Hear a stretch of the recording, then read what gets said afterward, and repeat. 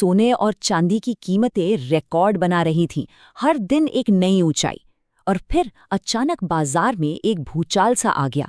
और मजे की बात यह है कि ये सब ठीक उस समय हो रहा है जब भारत, जो इन मेटल्स का एक बहुत बड़ा बाजार है, अपना बजट पेश करने वाला है।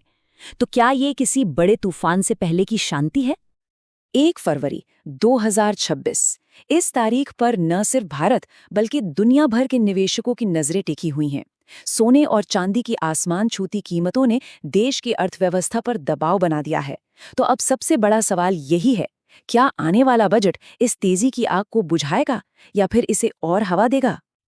जरा इस आंकड़े को देखिए, 68.1 बिलियन डॉलर। ये सिर्फ एक नंबर नहीं है, ये भारत के लिए एक बहुत बड़ी चुनौती है। 2025 में देश ने इतना पैसा सिर्फ सोने और चांदी को इंपोर्ट करने पर खर्च कर दिया। अब जाहिर है, जब इतना बड़ा बिल बनेगा तो ये हमारे ट्रेड बैलेंस को बिगाड़ेगा और रुपए पर भी दबाव डालेगा। तो अब सरकार के सामने एक बड़ी दुविधा है। एक तरफ वो इंपोर्ट ड्यूटी बढ़ा सकते हैं, इससे रुपए को संभालने में मदद मिलेगी, जैसा उन्होंने 2012-13 में भी किया था। लेकिन इसका एक साइड इफेक्ट है, स्मगलिंग बढ़ जाती है। दूसरी तरफ वो ड्यूटी घटा सकते हैं, इससे स्मगलिंग पर तो लगाम लगेगी, लेकिन फिर इंपोर्ट बिल और भी बढ़ सकता है।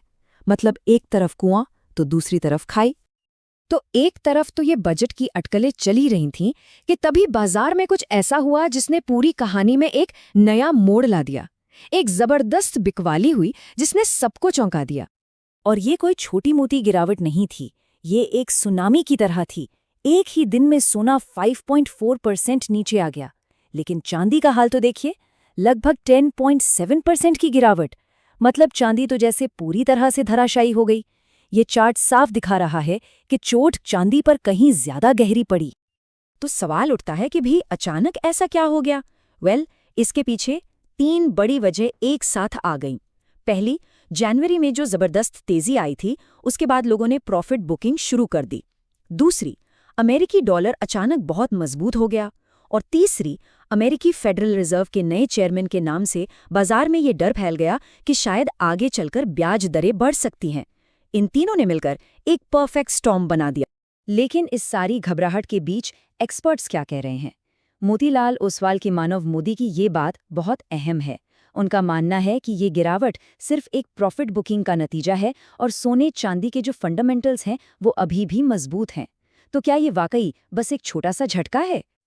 अच्छा, इस गिरावट को ठीक से समझने के लिए ना हमें थोड़ा पीछे जाना होगा और उस ऐतिहासिक रैली को देखना होगा जिसके बाद ये गिरावट आई है, क्योंकि उसके बिना ये पूरी तस्वीर साफ नहीं होगी।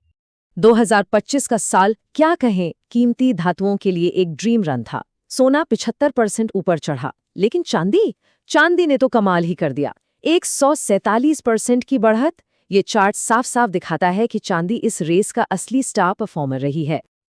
तो ये सुपर साइकिल बना कैसे?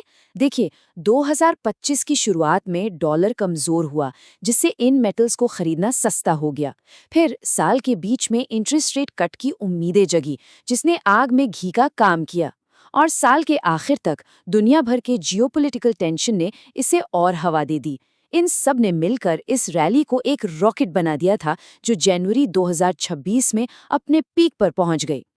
लेकिन असली सवाल ये है कि चांदी सोने से इतना आगे कैसे निकल गई?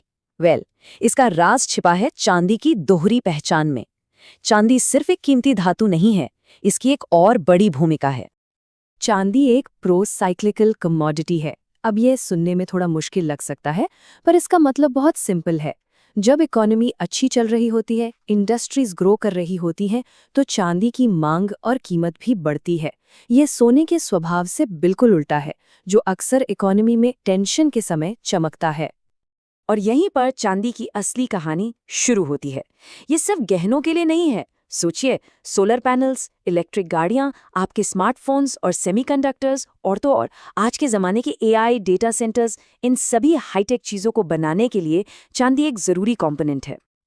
और अब आता है कहानी का सबसे बड़ा ट्विस्ट।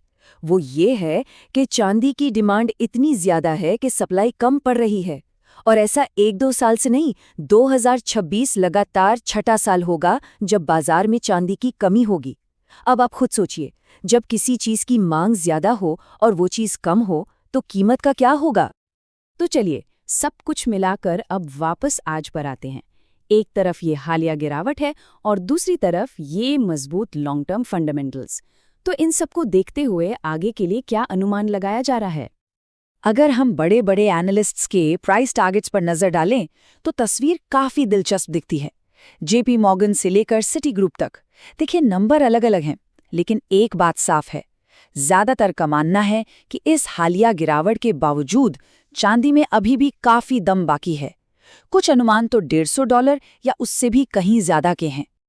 तो कुल मिलाकर बात यह है कि हाँ, शॉर्ट टर्म में मार्केट ऊपर नीचे हो सकता है, थोड़ी वॉलेटिलिटी रह सकती है, लेकिन जो लॉन्ग टर्म ड्राइवर्स हैं जैसे कि इंडस्ट्रियल डिमांड और सप्लाई की कमी, वो अभी भी बहुत मजबूत हैं और तेजी के ही संकेत दे रहे हैं। और यहीं पर हम इस पूरे विश्लेषण के सबसे बड़े सवाल पर आकर रुकते हैं।